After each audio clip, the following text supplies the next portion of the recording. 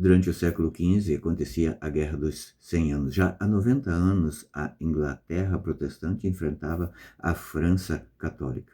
E a França estava à beira da derrota. Então aparece uma menina, uma jovem franzina, com pouca instrução, nenhum prestígio, e segundo ela, ela estava inspirada por Deus para liderar o exército francês.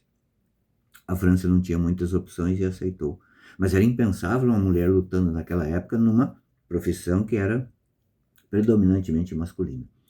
O fato é que a França venceu, liderada por Joana d'Arc, a França venceu. Mas depois dessa vitória, então, o pusilânime rei da França se uniu com seu arqui-inimigo, agora eram coleguinhas, para quê? Para entregar numa bandeja a Joana d'Arc, que foi julgada num julgamento farsesco e foi condenada à fogueira. Mesmo assim, ela permaneceu firme, porque ela acreditava na promessa de Jesus e o Paráclito estava com ela o tempo todo. Ainda que só fosse reconhecida 500 anos depois. O mundo só reconheceu que ela tinha razão 500 anos depois. A igreja declarou santa 500 anos depois da sua morte. Mas não importa, para o mundo não importa. O que importa é que ela já estava com Jesus. Já estava na presença de Jesus, já no martírio, já foi para o céu. Sim, porque ela deu a vida para manter a sua fé. E veja, no Evangelho de São João, capítulo 15, versículos 26 e seguinte, vai dizer assim: quando vier o Paráclito, que vos enviarei da parte do Pai, o Espírito da verdade que procede do Pai, ele dará testemunho de mim. Também vós dareis testemunho, porque estáis comigo desde o princípio. O que é o Paráclito? Paráclito também é chamado ou de Consolador, ora de Paráclito. Paráclito era um advogado ilibado que, naquela época, quando uma pessoa estava sendo julgada, esse Paráclito, o fato de ele estar ao lado, de ele se colocar ao lado dessa pessoa que estava sendo julgada, já influenciava o júri. É como se ele dissesse assim: por essa pessoa põe a mão no fogo. Muitas vezes o Paráclito não precisava falar nada. Só a presença dele já era o suficiente. Até aqui, quando Jesus está falando isso, poucas pessoas tinham ação do Espírito Santo durante a história do povo todo, povo judeu. Alguns reis e alguns profetas.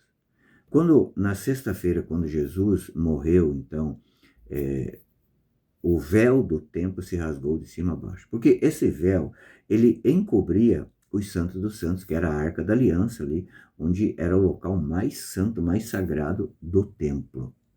O fato dessa demonstração de rasgar o templo, de rasgar o véu, significa que o Espírito Santo seria dado a todos. E no dia de Pentecostes, de fato, o Espírito Santo foi dado a todos. Os apóstolos, antes do Pentecostes, eles vacilaram, eles não acreditaram, eles voltaram a pescar, né? Teve vários fatos ali. Mas depois que eles receberam o Espírito Santo, eles não voltaram atrás nunca mais. Todos eles, com exceção de João, foram martirizados. João morreu na velhice. Conta-se que ele teria sido jogado num tanque de óleo fervendo e mesmo assim ele foi preservado, sua vida foi preservada. Mas todos eles pagaram o preço e não voltaram atrás.